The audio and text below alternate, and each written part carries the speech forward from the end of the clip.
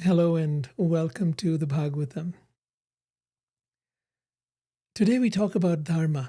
If you're familiar with the Bhagavad Gita, you would have heard the verse from there where Krishna says, Yada yada hi dharmasya glanir bhavati bharata, which means that from time to time, from millennium after millennium, I incarnate, the Supreme Being, God, incarnates, comes into this world for a very specific purpose, and that is to establish the principles of Dharma and to annihilate all those who are violating those principles. Now, why is Dharma important? Well, recently we had a president who was elected, and in today's episode we're going to talk about a king who was chosen to be Dharmraj, the king of Dharma. Dharma is important because Dharma is the code of conduct by which human beings are meant to live. It's not something made up. It's not a question of capitalism or communism or some other ism, that people might concoct.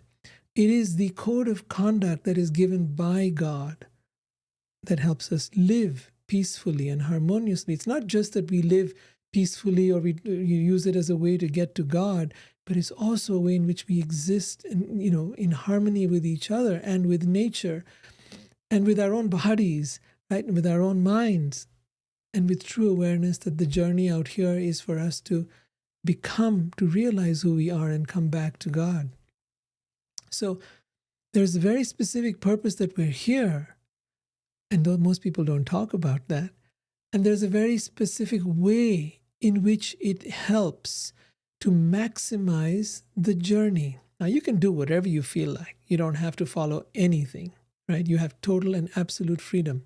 But if you choose to follow the path of Dharma, then what happens is your path in terms of how you live becomes harmonious with this organism that was created by God, and therefore it is God who knows the instruction manual and exactly how best to operate and optimize this human body-mind organism, as well as nature, which was also not created by us, which we mess around with as if it was our property, but which was not, is not of our making.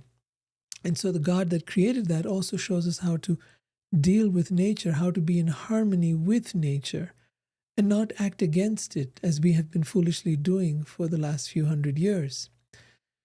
By learning the ways of Dharma and by having leaders who are dharmic and who are rulers, not just based upon some lineage of birth, not just based upon the fact that we have, that they happen to be in charge or they were able to kill everybody and therefore be the ruler. No. Dharmic kings. And that's what we're going to see today is the appointment of Yudhishthir as the dharmic king for the entire planet.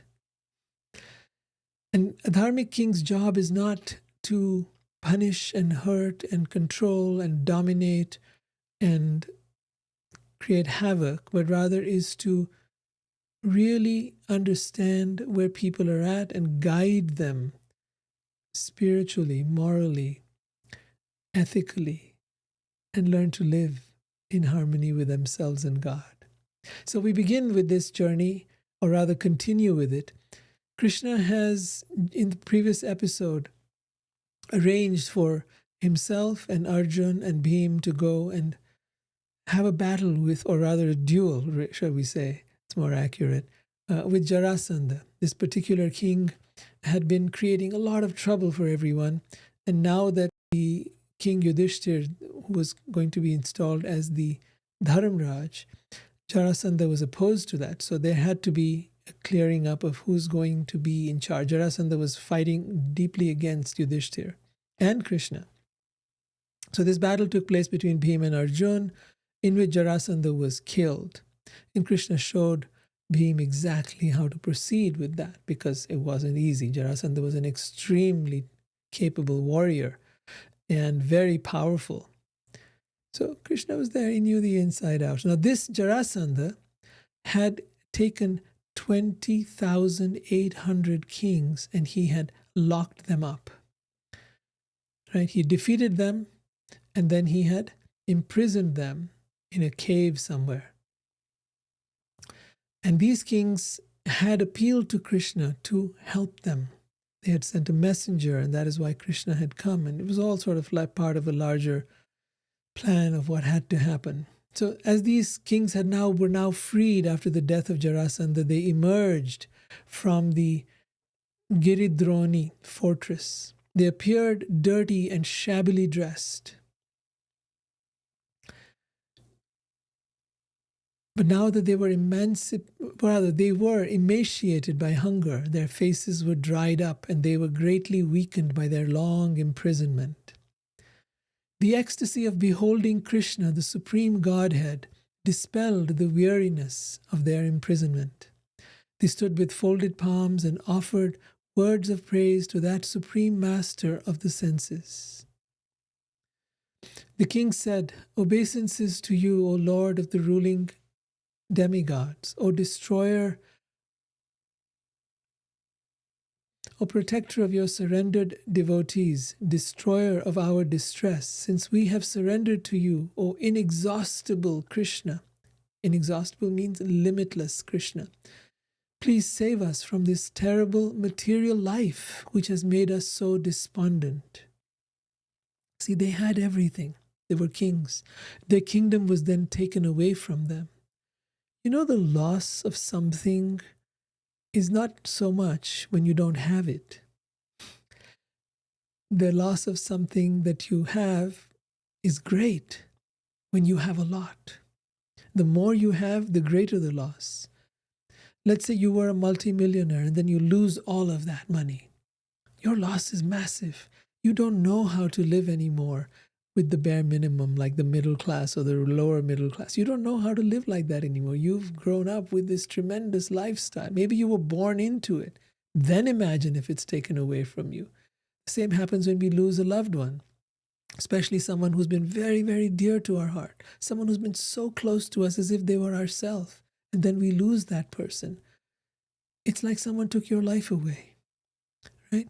So these kings had understood that when their material life was snatched away from them by this cruel king, Jarasandha, they had become despondent. And so they're praying to Krishna, "O Master, we do not blame this Jarasandha, king of Magad, since it is actually by your mercy that kings fall from their royal position." How can this be the mercy of God? Because this was their wake-up call.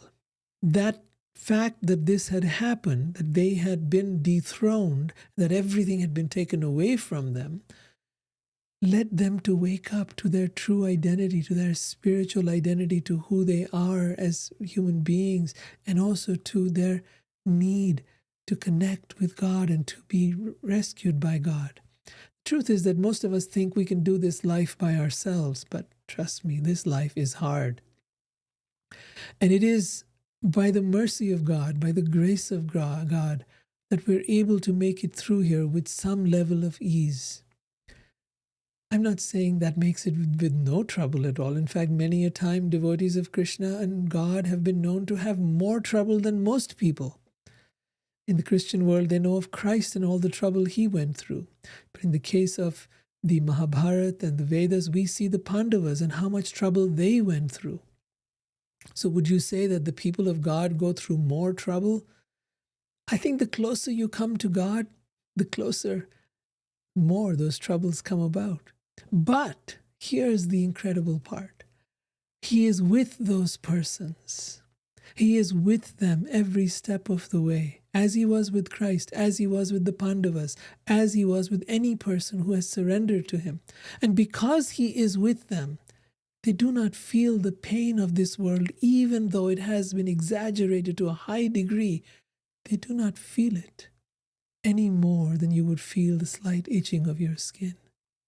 They do not feel it because he softens the blows of the world. And in all of that, they begin to realize how incredible is that relationship that they have with God. It is truly miraculous. And the Pandavas are experiencing this at every step. So our kings here who have been rescued say, Infatuated with opulence and ruling power, a king loses all self-restraint and cannot obtain his true welfare.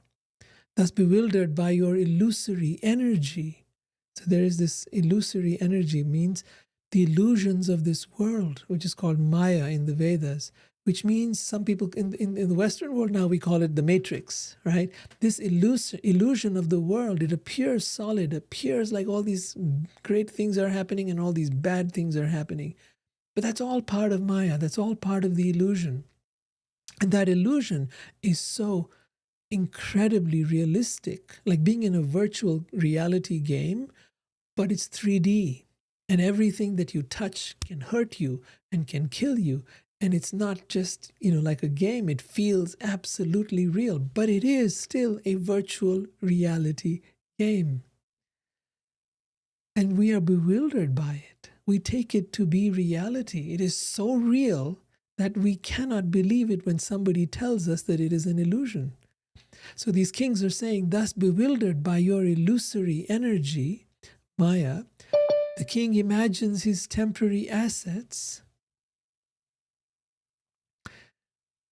to be permanent. Just as men of childish intelligence consider a mirage in the desert to be a pond of water. A person of childish intelligence may consider a mirage in the desert to be water. In the same way, those who are irrational look upon this world, which is filled with the illusions of Maya. They look at it as substantial. This is a very, very important point to understand.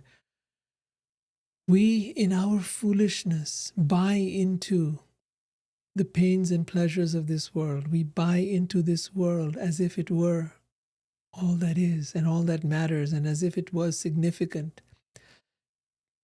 But that is the very purpose of the Bhagavatam, to distinguish reality from illusion for the welfare of all. Dharma projita kaitava. This is the first verse from the Bhagavatam. And it says this Bhagavad Purana was written to help us to distinguish from reality from illusion. What is reality? Reality is that which is spirit, or that which is eternal. And illusion is that which is temporary, asat. So the word sat is used for that which is permanent or eternal or spirit, and asat is used for that which is temporary, which is illusory, which is of this world. Because everything here is temporary and illusory. Everything of this world is temporary and therefore produces suffering. Previously, blinded by the intoxication of riches, we wanted to conquer this earth. And thus we fought one another to achieve victory, mercilessly harassing our own subjects. We arrogantly disregarded you, Krishna, O God, who stood before us as death. Now, God is not death. God is time. One of the elements of God is time. That very time is absent in the spiritual world, is very much present here. But in this world, there is time. There is nature, Prakriti. Prakriti is also eternal. The jiva, the soul, is also eternal. And God is eternal. So these are the things that we cannot overcome. Why are they eternal? Because they come from God. Prakriti or nature comes from jiva, the living entity, you and I, come from God. And so does time. And time leads everyone to death. From the moment you are born, you are being led to death. From the moment you are born, there is this illusion that we are somehow alive. And yes, we are for a little while. And then we go from birth to death, and it's like a heartbeat. Today you can look back at however many years you've lived, 10, 20, 30, 50, 60, 100. You look back and it seems like it just went by in a moment. Where is it?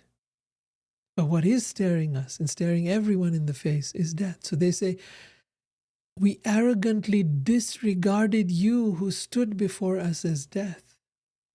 But now, O Krishna, that powerful form of yours called time, moving mysteriously and irresistibly, has deprived us of our opulences.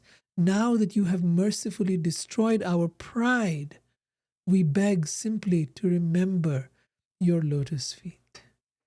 This idea of the lotus feet keeps coming up.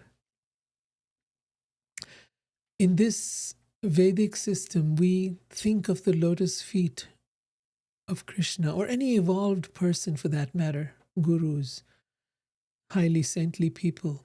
The lotus feet are the place where we surrender to. We bow down and we surrender to the lotus feet of Krishna.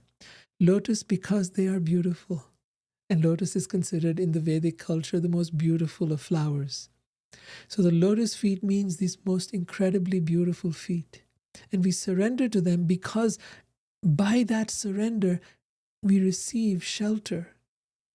They are like an umbrella that shelters us from the storms of this material world. So you will keep hearing this expression, the lotus feet. Never again, the kings say, will we hanker for a mirage-like kingdom, a kingdom that must be slavishly served by this mortal body, which is simply a source of disease and suffering, and which is declining at every moment. Now, O Almighty Lord, will we hanker to nor will we hanker to enjoy the heavenly fruits of pious work in the next life. Since the promise of such rewards is simply an empty enticement for the ears. It's very important to understand that being in this world at every step creates karma. Every action, whether good or bad, creates karma. And all karma binds us to the material world. If you perform bad karma, that is bad actions, harmful actions to others especially, then you need to reap the consequences of that, either in this life or another. If you perform good actions, you're a good person, a good human being, you do good to others, you do charity, you do all kinds of good things to help people, you have pious credit, you have good karma, and that good karma sends you, you have this huge bank balance, and that bank balance then elevates you to what are called the heavenly planets. The planets are places where there is far less suffering and far less misery than you have here on earth. But Krishna says, whether you go to the highest of planets or the lowest ones, all of them are places of suffering wherein repeated birth and death take place. But one who returns to my abode never returns to this temporary and miserable world. So he comes to this world not only to establish the principles of Dharma, not only to annihilate the miscreants, but more than anything, to invite us back to his eternal abode where we may live without any suffering, where we may live with him and engage in the most joyful life that we can possibly have.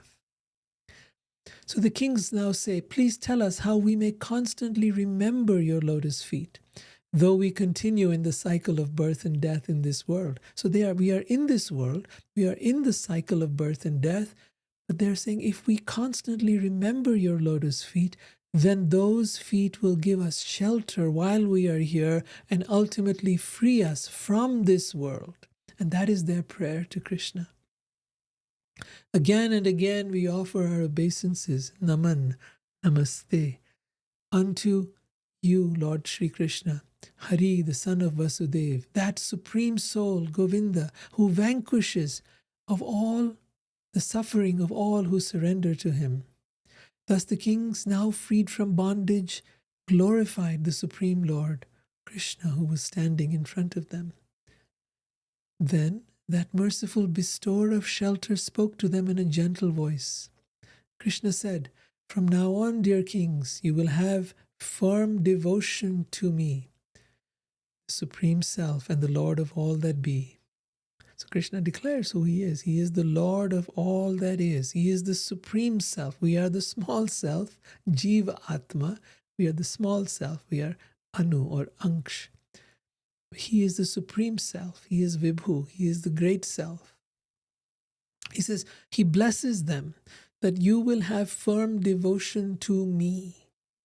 See, this blessing is what helps us.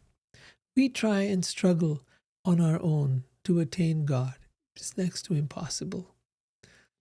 It is very difficult. Why? Because the world is so difficult. This is so difficult to traverse the ocean of this world with its turbulent waves and its ups and downs and all kinds of situations that we find ourselves in. But one who surrenders to the lotus feet of Krishna and his devotee, pure devotee, can cross over this material world, it is said, just as one may cross over the hoof print of a calf. Hoof print of a calf is not very big. You know how easy it is to cross over that. In the same way, the material world becomes that easy to cross by one who has surrendered and received the blessings and benediction of Sri Krishna. So Krishna is saying here, you will have firm devotion to me. What was the quality of these kings that made Krishna bless them in this way? It was their humility. It was their surrender. And it was their complete awakening and awareness that this world is an illusion.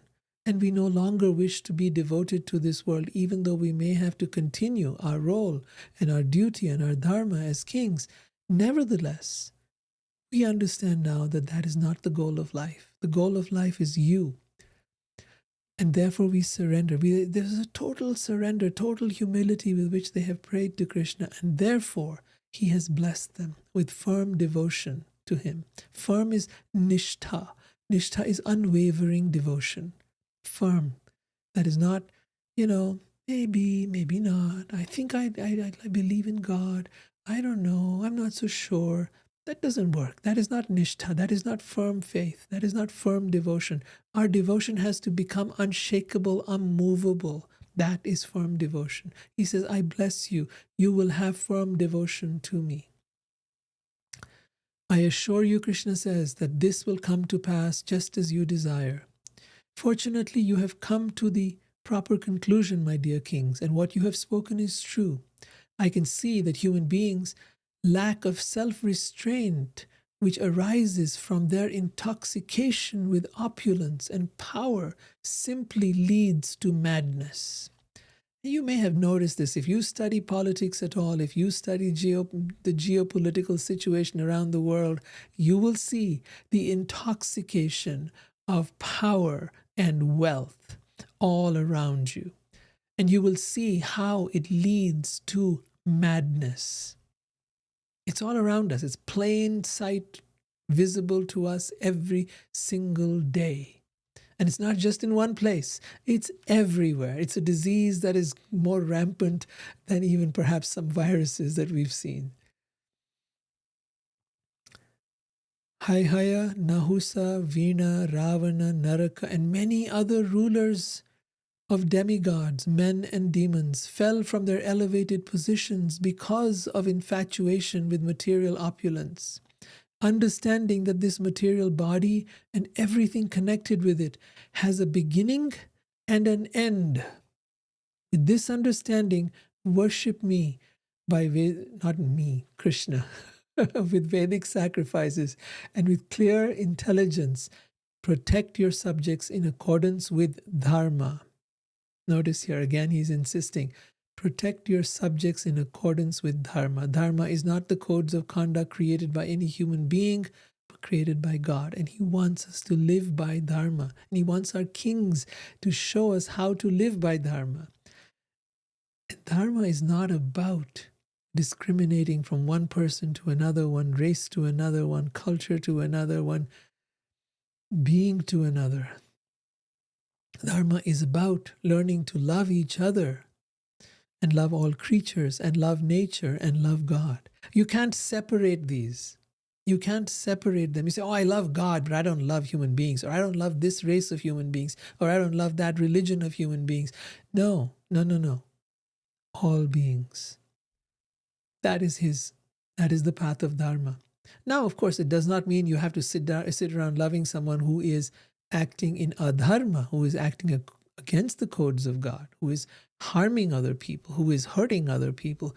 No, there is no need to go around loving such person, not unless you're some highly evolved saint. For most of us, we need to protect ourselves and our families from such people. Yeah. So when you're in the material world, you've also got to live by that. But to just paint that across races and religions and across, no, that is not fair and that is not right. We have to see each person according to where they're at and each situation independently. As you live your lives, begetting generations of progeny and encountering happiness and distress, birth and death, always keep your mind fixed on me. This is from Bhagavad Gita as well. Krishna says that man mana bhava mad bhakto mad yaji mam namaskuru. He says, always think of me, become my devotee, give your love to me, surely you will come to me. Then Krishna says, be detached from the body and everything connected to it, remaining self-satisfied. Be detached from the body and everything connected to it. That means your possessions, your house, your car, your bank balance, even your youth, even your children. Be detached. It doesn't mean you should not have them. It just means be detached, which means that doesn't mean you misuse them or don't take care of them or you abandon them. No. Please do not misunderstand what detached means. It means not thinking that this is mine. Mine is the problem. These children, this house, this car, this body, everything I have belongs to God. That's all. It's as simple as that. Know who it belongs to. And you are the caretaker of that. You are not the owner. You are the caretaker of all that you have and all that is connected to you. Then Krishna says, remain self-satisfied. This is such an important piece too. Self-satisfied. We are never satisfied. But to be self-satisfied, one must awaken oneself. One must awaken the soul. And only then realize, this is the place where satisfaction lies. It does not lie in the things of the world. I've had them. I've tried them. I've done them. And I was never satisfied. And I now realize that the real satisfaction lies within me. That is what it means to be self-satisfied. Then he says, steadfastly keep your vows while concentrating your minds fully on me. So there are certain rules and codes that we need to follow, and we need to follow them very like with a vow. They may not be comfortable. Like some days you fast, right? There's Ekadashi, there's different days we fast. There are some rules that we follow. For example, there are certain foods and drinks that are not good for us, and we abstain from them, like meat and fish and eggs and alcohol and so on. We abstain from that. Why? Because it is not good for us. It isn't according to the path of Dharma. Those things should be avoided. And we need to take a vow so that we stay steadfast in our resolution. And when one is resolute in purpose, Krishna says in the Gita, then one can attain God. You need to be resolute in your purpose. So he says, in this way, you will ultimately attain me, the supreme absolute truth. Having thus instructed the king Sri Krishna, the supreme master of all the worlds, engaged male and female servants in bathing and grooming the kings. Krishna then had the son of Jarasandha, the newly appointed King Sahadeva. He had the son of Jarasandha, King Sahadeva, honor them with offerings of clothing, jewelry, garlands, sandalwood paste, and all things suitable for royalty. After they had been properly bathed and adorned, Shri Krishna saw to it that they dined on excellent food.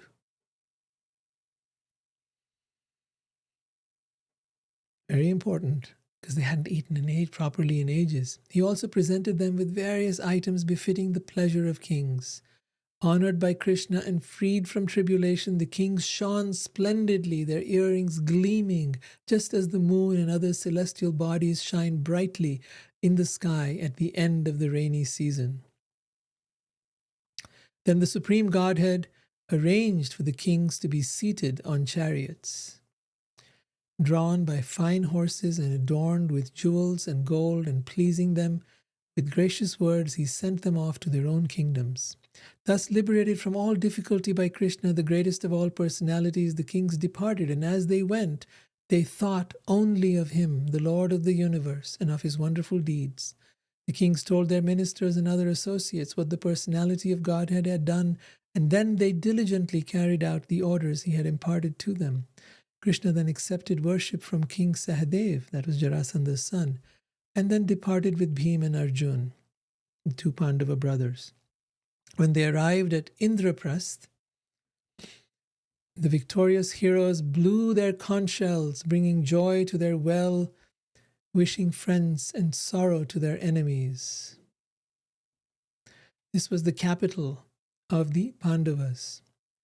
The residents of Indraprasth were very pleased to hear that sound, for they understood that now King Jarasandha had been put to rest. King Yudhishthir felt that his desires were now fulfilled. Bhima, Arjun, and Krishna offered their respects to King Yudhishthir and informed him fully about what they had done.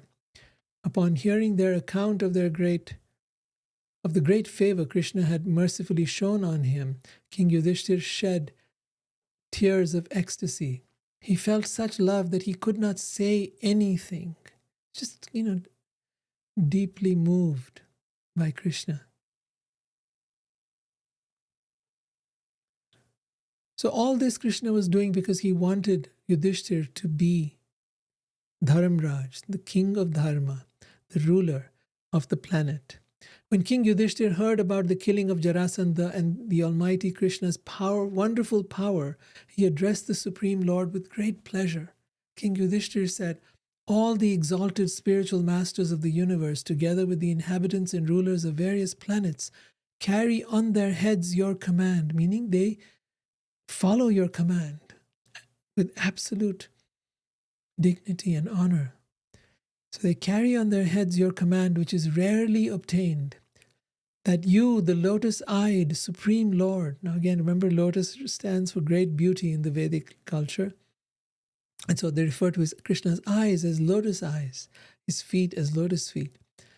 You, the lotus-eyed Supreme Lord, accept the orders of wretched fools, considering himself to be a wretched fool.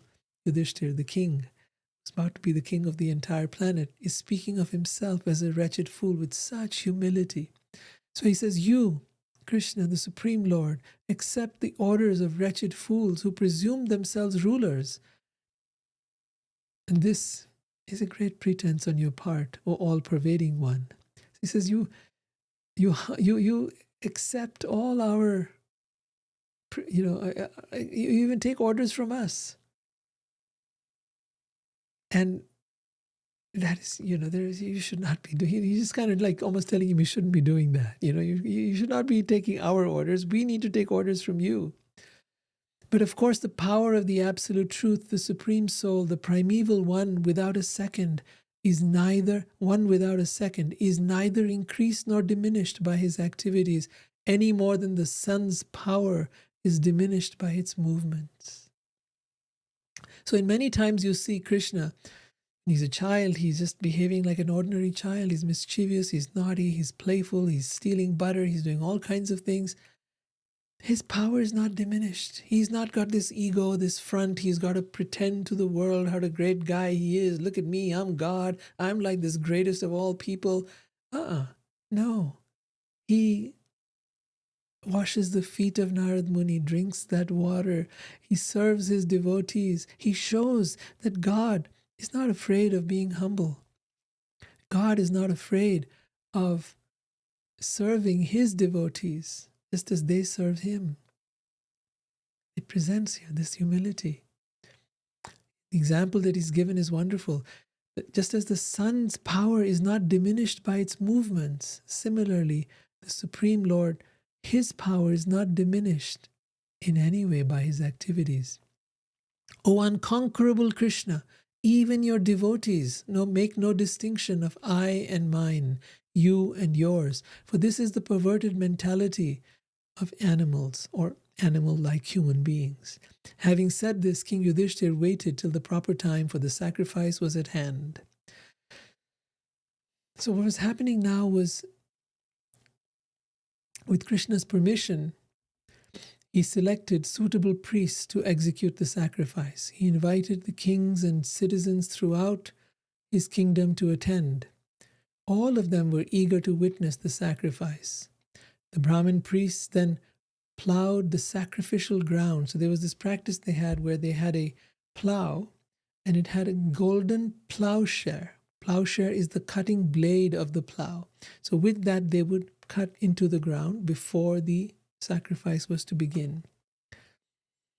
The initiated king So the Brahmin priest then plowed the sacrificial ground with golden plowshares and initiated King Yudhishthir for the sacrifice in accordance to traditions. The utensils used in the sacrifice were made of gold, just as in ancient times. People of all classes of society came from every direction. They were not in the least astonished to see the opulence of the sacrifice, since it was quite appropriate for a devotee of Sri Krishna. The priests, who were as powerful as gods, performed the Rajasuya sacrifice for King Yudhishthir in accordance with the Vedic injunctions. On the day of extracting the Soma juice, King Yudhishthir properly and very attentively worshipped the priests and the most exalted personalities of the assembly. The members of the assembly then pondered over who among them should be worshipped first. But since there were many personalities qualified for this honor, they were unable to decide. Finally, Sahadev spoke up. So Sahadev is one of the Pandavas. These are the Pandava brothers. There are 5 brothers and their wife Draupadi. Sahadev was one of the youngest ones. Nakul and Sahadev, they were the twin brothers. Sahadev said, "Certainly it is Achyuta, the infallible Krishna, the supreme personality of Godhead, the chief of the Yadavas,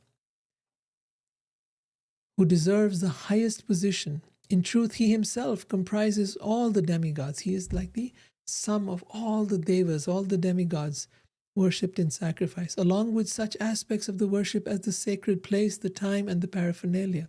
So all these things have to be there, but he is the most important one to be worshipped. This entire universe is founded upon him, Sri Krishna, as are the great sacrificial performances with their sacred fires, oblations, and mantras. Sankhya, the doctrine of philosophical investigation, and yoga, the art of meditation, both aim toward him. They all point you towards him. They indicate that he is the one should be focused on. Krishna says in the Bhagavad Gita, "Yoginam api sarvesham madgaten antaratmana," that of all the yogis, one who worships me with love and devotion is to be considered the highest of all. And the same thing is confirmed in the yoga system. And that is that he is the ultimate aim for all yogic practice.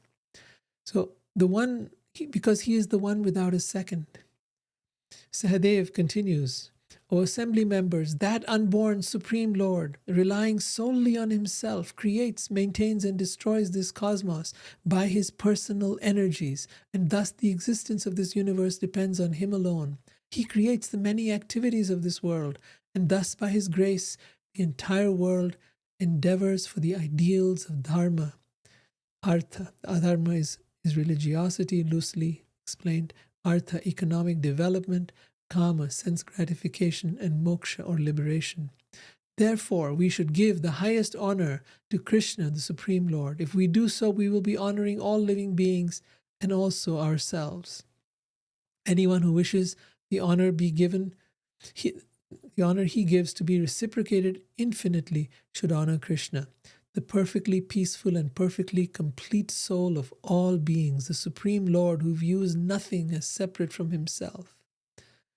Hearing Sahadev, all the saintly persons present congratulated him, exclaiming, "Excellent, excellent, wah, wah." King Yudhishthir was delighted to hear this pronouncement of the Brahmins, from which he understood the mood of the entire assembly. Overwhelmed with love, he fully worshipped Krishna, the master of all the senses.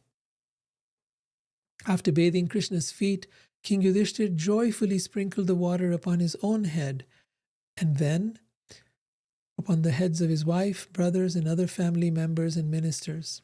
That water purifies the whole world. As he honored Krishna with presentations of yellow silken garments and precious jeweled ornaments, the king's tear-filled eyes prevented him from looking directly at Sri Krishna. See, this is these tears of joy, tears of gratitude, tears of feeling so blessed to be in the presence of Krishna. When they saw Krishna thus honored, nearly all who were present joined their palms reverentially, exclaiming, "Obeisances to you, all victory to you, Jai Ho." And then they bowed down to him. Flowers rained from above.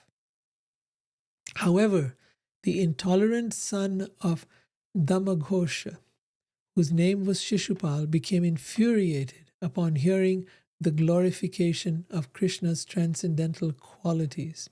He stood up from his seat and angrily waving his arms, fearlessly spoke to the entire assembly the following harsh words against Krishna.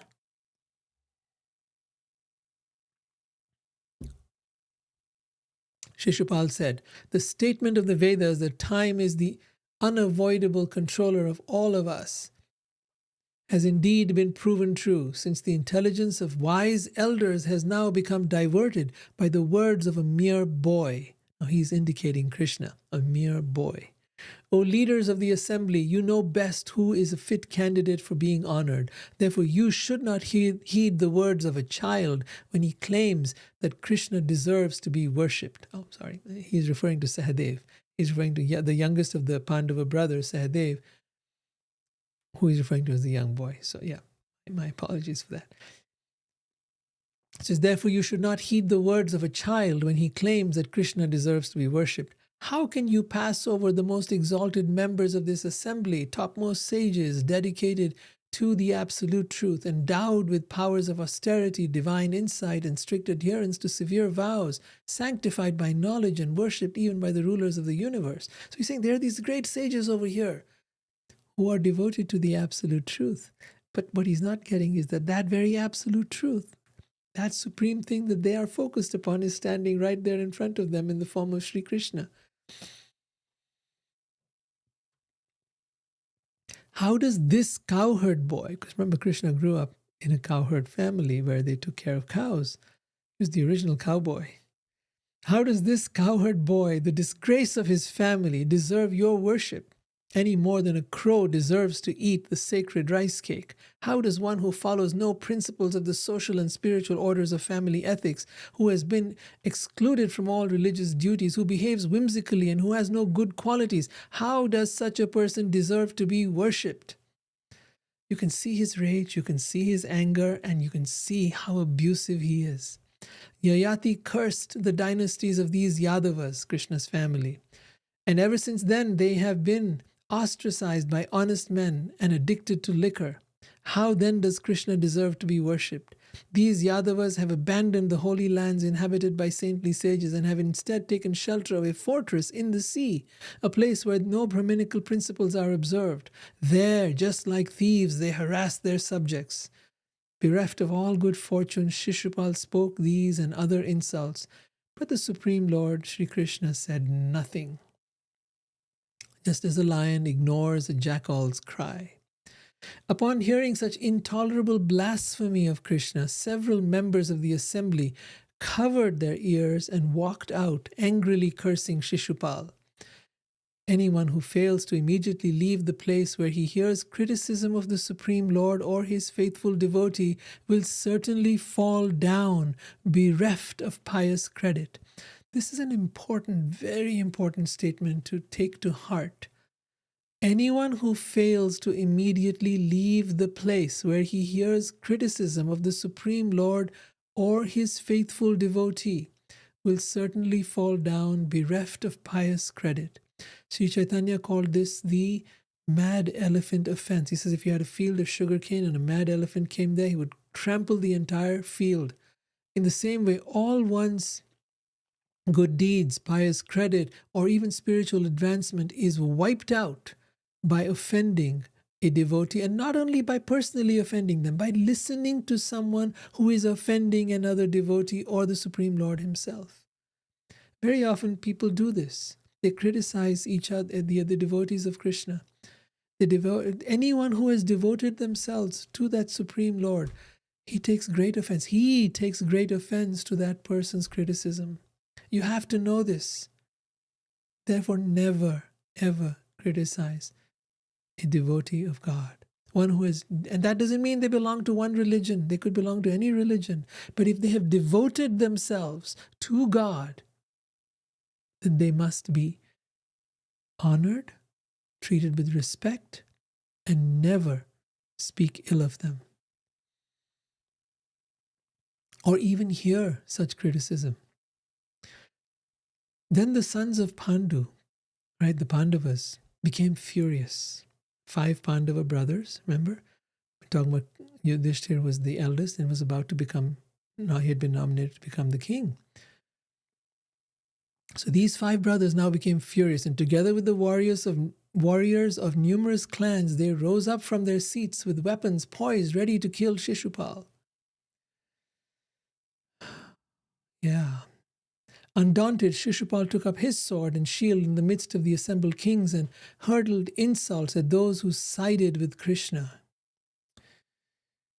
Now, I need to give you a little backstory here. Shishupal was born to the king of Chedi kingdom. There was a particular kingdom called Chedi, right? King of the Chedi kingdom had a son. He was an extraordinary boy. He was born with 4 hands and 3 eyes. This scared his family and relatives, so they decided to cast him out. However, a pronouncement, they heard a voice from the sky that said, "O king, do not fear your child, but cherish him. He will grow up to be a man of great strength and power. His extra arms and eye will disappear when he is in the lap of his killer." His extra arms and eye will disappear when he is in the lap of his killer. Shishupal's parents called all their relatives and kings from all around to check the prophecy. One by one, the child was put in everyone's lap. Krishna and Balaram were also invited. Queen Chedi, the queen, his mother, Shishupal's mother, Queen Chedi, was the parental aunt of Sri Krishna from his father's side. From Krishna's father's side, she was his parental aunt. When Shishupal was put in Krishna's lap, his extra arms and eye disappeared, thus confirming that Krishna would kill him. Krishna and Shishupal were cousins because Queen Chedi was the sister of Krishna's father, Vasudeva. Knowing that Krishna would be the reason for her son's death, the Queen of Chedi begged Krishna, her nephew, to forgive her son Shishupal for 100 of his misdeeds and only kill him when he exceeds that limit, to which Krishna agreed. This news made Shishupal dislike Krishna since childhood.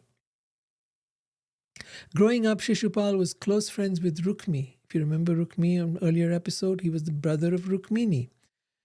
Rukmi wanted his sister Rukmini to marry Shishupal, this very Shishupal. Rukmini wasn't in favor of this at all. Instead, she wanted to marry Krishna. She then wrote to Krishna, and I hope you've heard the story, it was a beautiful story. Krishna then abducted Rukmini with her consent and married her.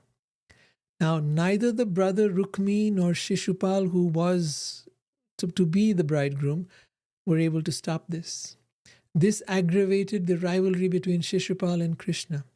So now, during the Rajasuya ceremony, Shishupal, who was looking for chances to belittle Krishna, made the most of the opportunity. He began insulting Krishna, the Pandavas, and even Draupadi.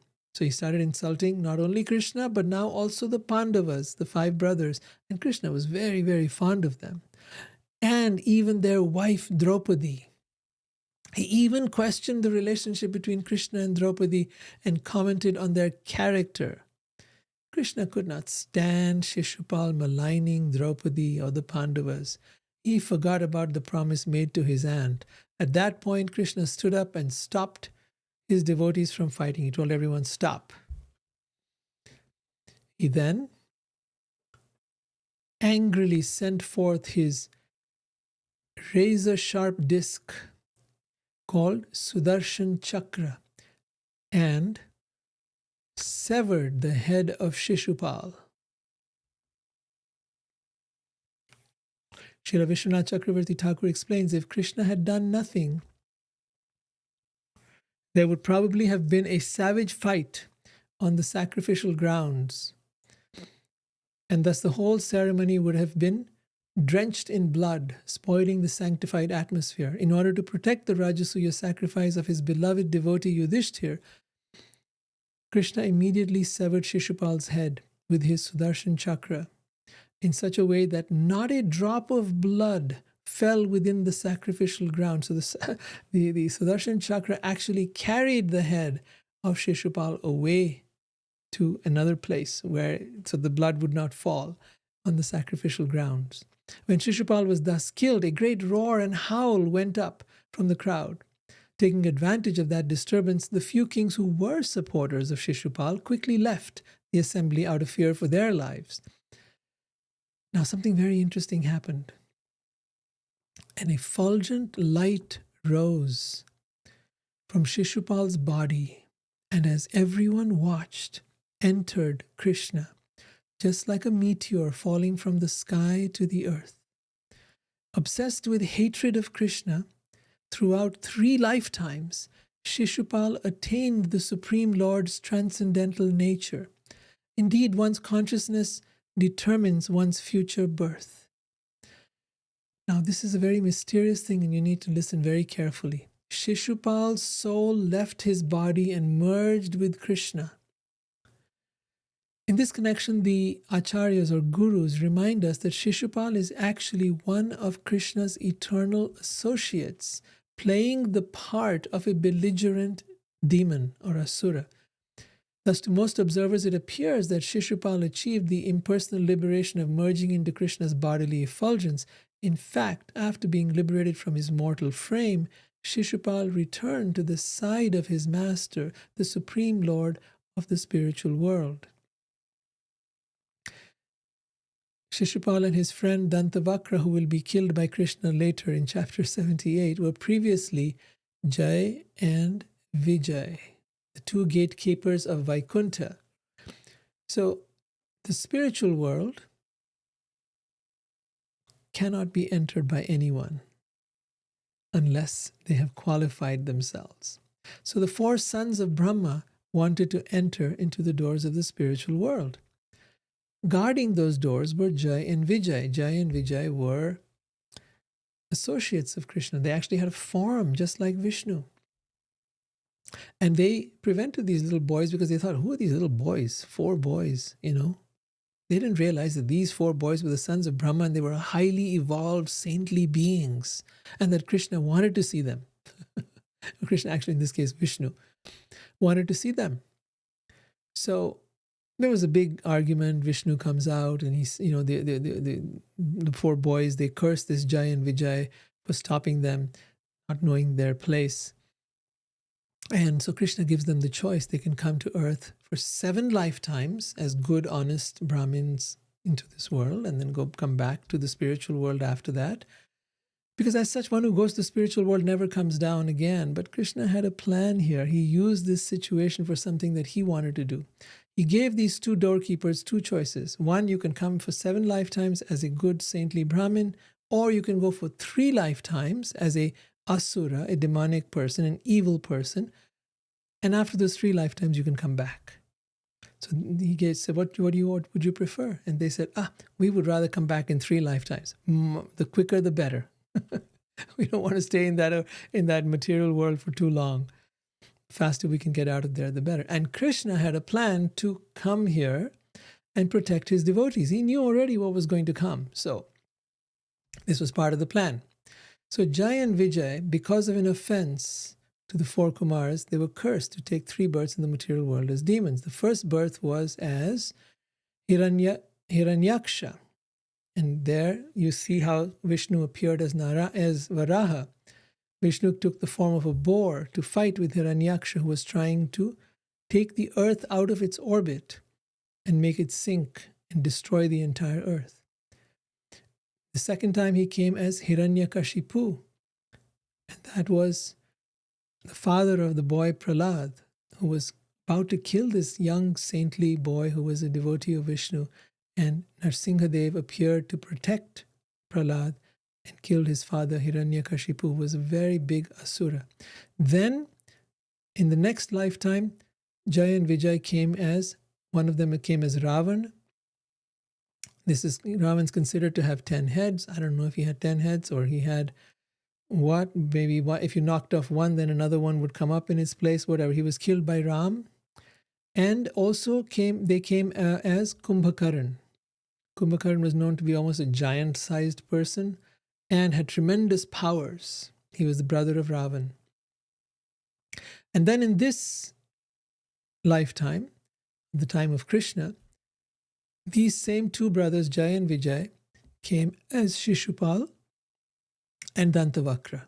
Dantavakra we'll be talking about in a future episode. In each birth, they were completely absorbed in enmity towards Krishna and were slain by him. Personally slain by him. Krishna wanted them as his opponent to fight. I mean, he wants to do battle. He likes to wrestle. He likes to fight. Srila Prabhupada explains the position of Shishupal as follows. Although Shishupal acted as the enemy of Krishna, he was always thinking about Krishna. Thus, he got the salvation of Sayujya Mukti, merging into the existence of the Supreme.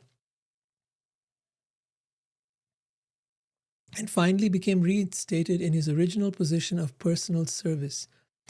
So ultimately he went back to the spiritual world. They had finished their 3 lifetimes in the material world, and now they were ready to go back to the spiritual world. The Bhagavad Gita corroborates the fact that one who is absorbed in thought of the Supreme Lord at the time of death immediately enters the kingdom of God after quitting his material body. It's an important one for all of us to remember. Remember, you might have heard that when a person dies, their whole life flashes before them. Well, what do you think they're going to remember? Everything that they did.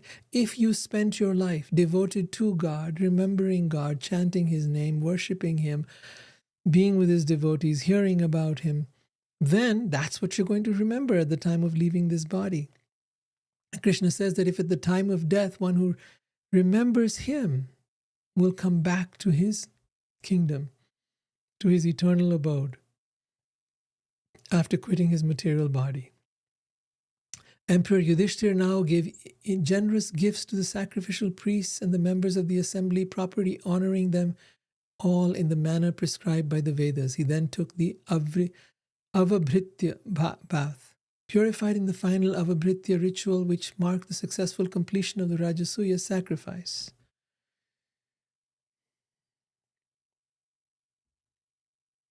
King Yudhishthira shone among the assembled Brahmins and Kshatriyas like the king of the Devas or the demigods himself.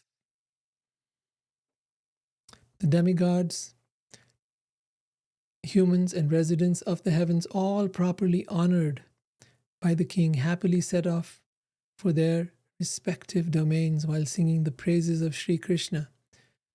They were beautiful looking beings, the Devas, the demigods. And now that everything was completed, they went off back to their kingdoms, back to the heavenly planets where they had come from.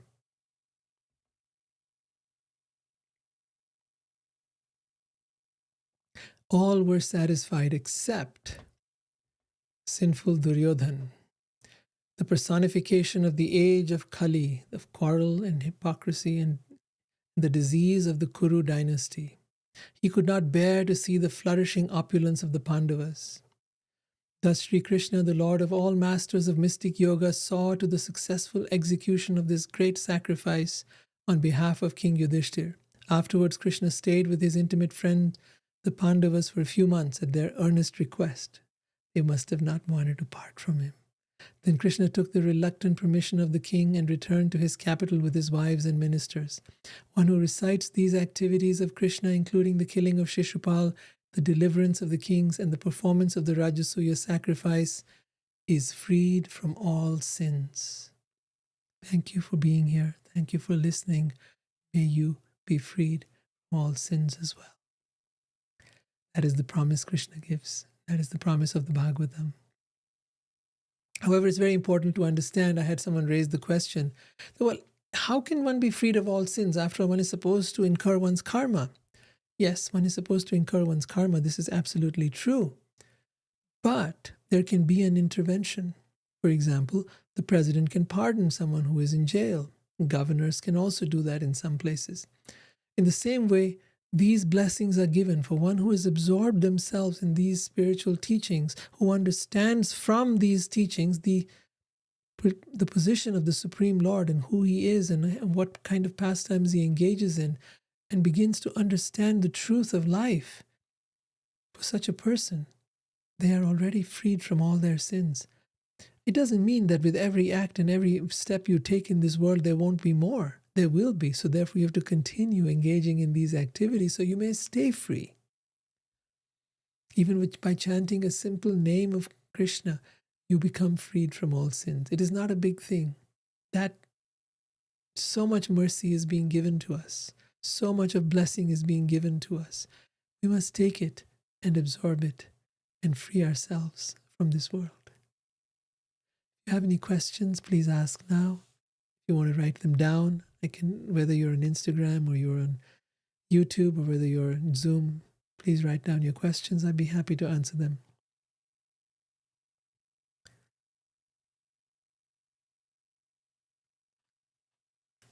All right. Thank you, those of you that are here. It's a great honor having you. I'm here every Tuesday, Eastern Time, and that is at 9 p.m. Eastern and 6 p.m. Pacific Time in the US. And if you're in India, then that's 7:30 a.m. on Wednesdays. It will change after daylight savings time, so please keep that in mind. Well, it will change in India and other countries outside the US after daylight savings time, so do keep that in mind. Also, if you have any comments and you didn't feel so comfortable asking them now, please write down. You can go to the recordings that are there in YouTube and write down your comments or your questions over there, and I'll be glad to answer. I've even answered people months and years later after. So don't hesitate to ask. And no question is a bad question. All questions are wonderful. I appreciate them a lot. All right, if there's nothing else, take your leave here. Shri Krishna, Hare Krishna. I'll see you next week.